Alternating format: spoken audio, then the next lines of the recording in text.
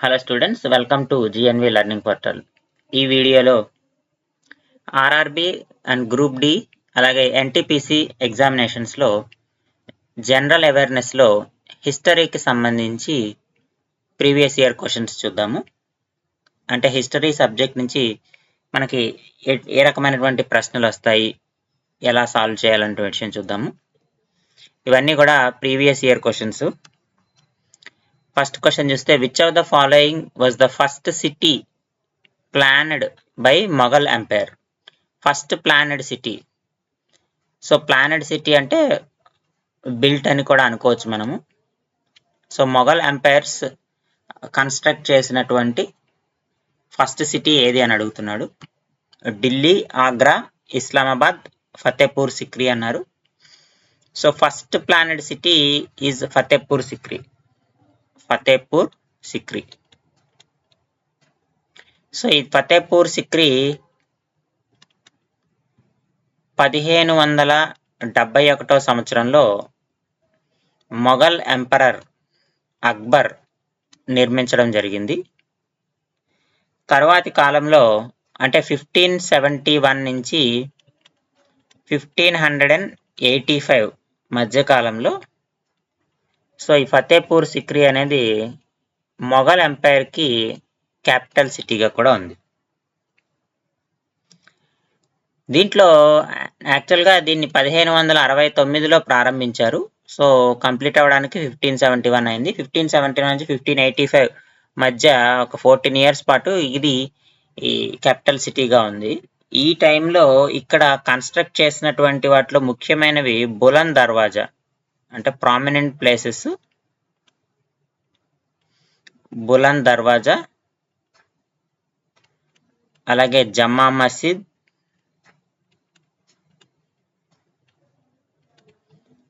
పాంచ్ మహల్ ఇవి ముఖ్యమైనటువంటి ప్రదేశాలు. అలాగే సలీం చిష్టి అనే అతను అక్బర్కి గురువు. సో ఆయన యొక్క సమాధి కూడా ఇక్కడ, సలీం చిష్టి టోమ్ కూడా ఇక్కడ ఉండడం జరిగింది. సో ఈ ఫతేపూర్ సిక్రీ ముందు పేరు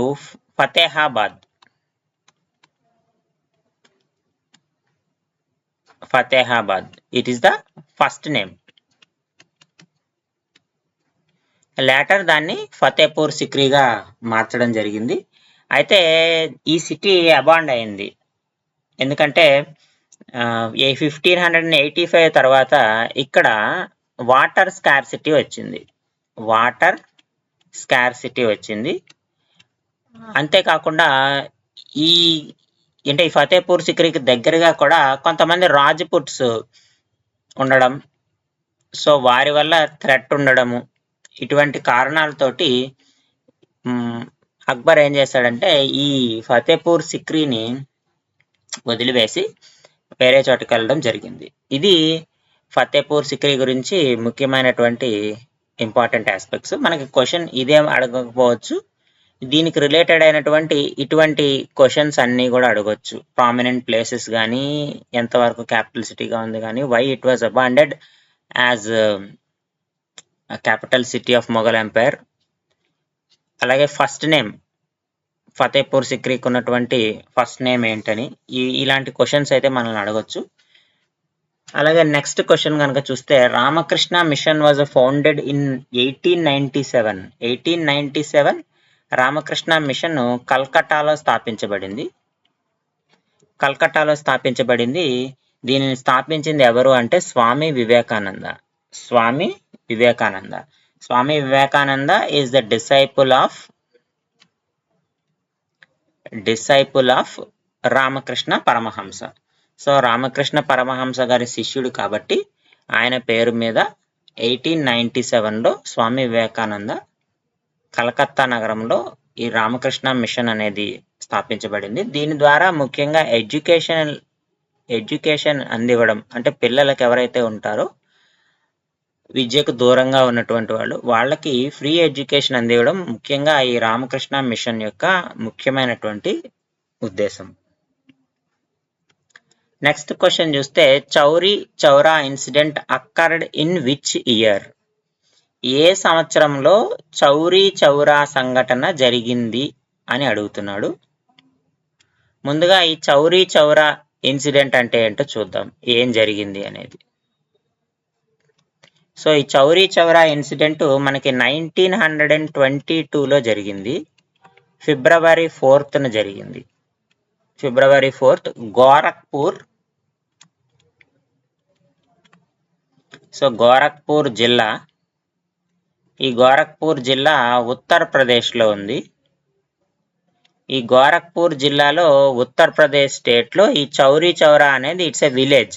Chauri Chaura it's a village name. So మనకి నాన్ కోఆపరేషన్ మూవ్మెంట్ జరుగుతున్నటువంటి సమయంలో, నాన్ కోఆపరేషన్ మూవ్మెంట్ అంటే సహాయ నిరాకరణ ఉద్యమం. సహాయ నిరాకరణ ఉద్యమం. ఈ సహాయ నిరాకరణ ఉద్యమం జరుగుతున్నప్పుడు ఈ చౌరీ చౌరా గ్రామంలో బ్రిటిష్ పోలీస్ ఏం చేశారంటే, కొంతమంది ఎవరైతే ఉద్యమం చేస్తున్నారో ఈ నాన్ కోఆపరేషన్ మూవ్మెంట్ వాళ్ళని అరెస్ట్ చేయడం జరిగింది. అంటే arrest of common people. So ఎవరైతే ఉద్యమాన్ని నడిపిస్తున్నారో వాళ్ళని అరెస్ట్ చేయడం జరిగింది.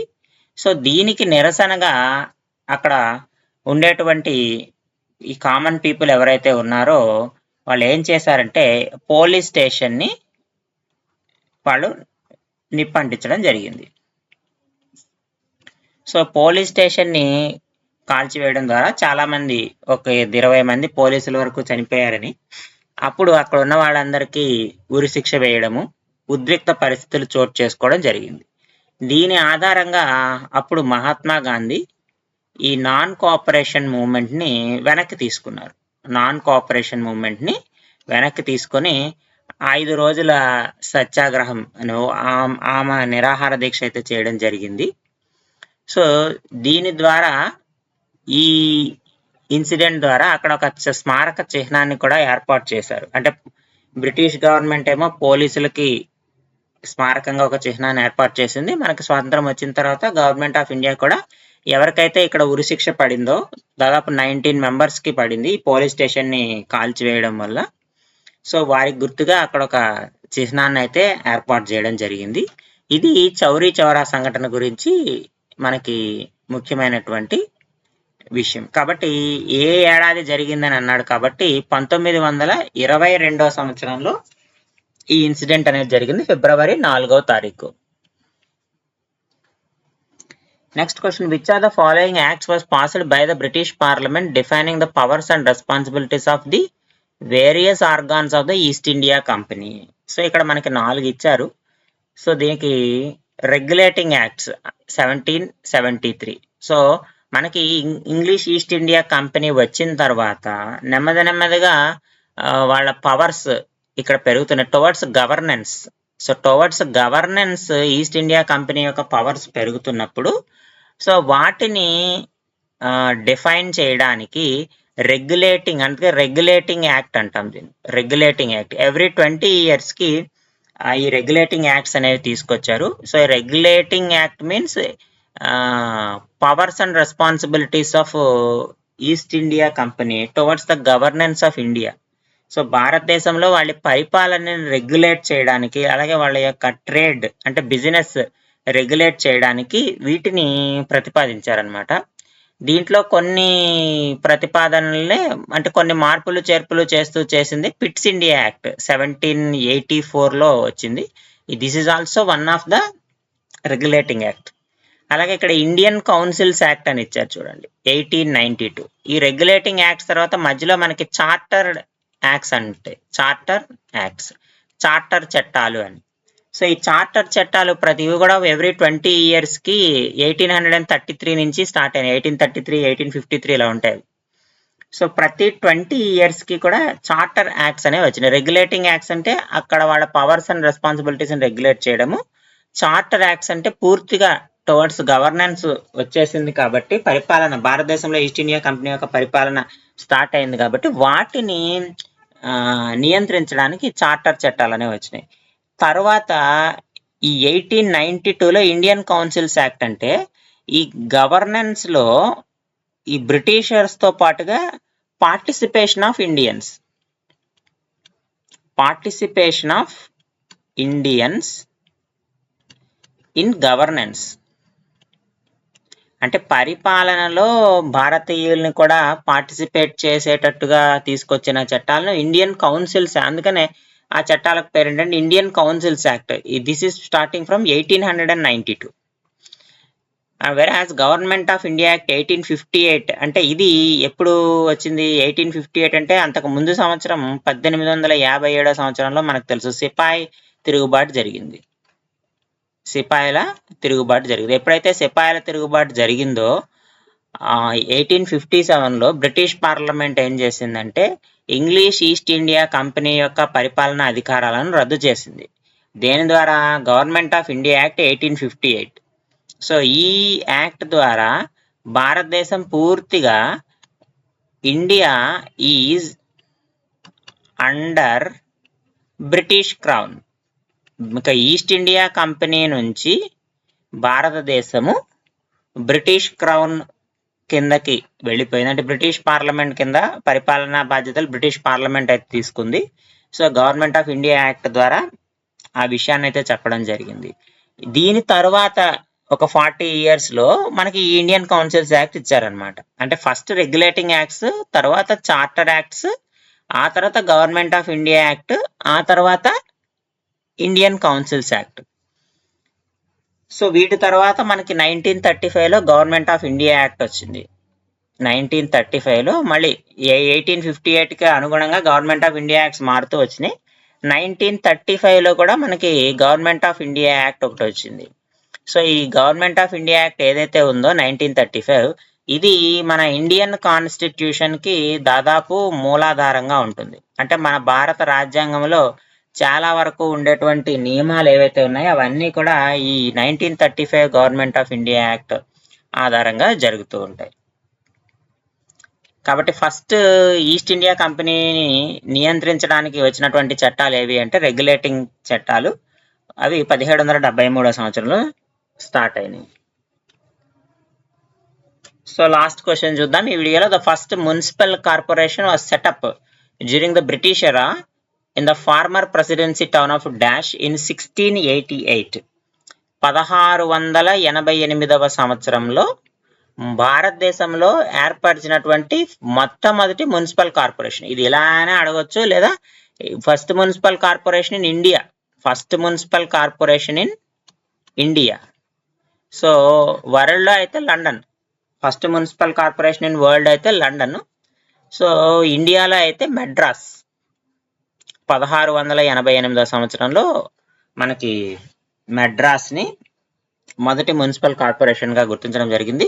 తర్వాత ఈ రెండు Calcutta and Bombay in the years 1726, 1726 సంవత్సరంలో తర్వాత బొంబాయిని, తర్వాత కల్కట్టాని మున్సిపల్ కార్పొరేషన్స్గా గుర్తించడం జరిగింది. అయితే మున్సిపల్ కార్పొరేషన్స్గా గుర్తించడం వల్ల ఉపయోగం ఏమిటి అంటే వాటర్ సిస్టమ్ని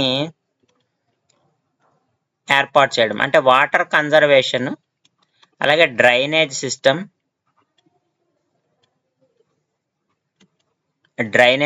ఏర్పాటు చేయడము, సో అలాగే వాటర్ కన్జర్వేషన్ సిస్టము, ఇవన్నీ కూడా ఇంప్లిమెంట్ చేయడానికి ఈ మున్సిపల్ కార్పొరేషన్స్ని అయితే ఏర్పాటు చేయడం జరిగింది. కాబట్టి 1688లో మొదటి మున్సిపల్ కార్పొరేషన్ ఏంటంటే మన భారతదేశంలో మెడ్రాస్ అన్నమాట. ఇవి ముఖ్యమైన ప్రశ్నలు ఈ వీడియోలో హిస్టరీకి సంబంధించి. తర్వాతి వీడియోస్లో మరిన్ని ఇంకా కొన్ని ముఖ్యమైనటువంటి క్వశ్చన్స్ని మనము సాల్వ్ చేద్దాము. Thank you.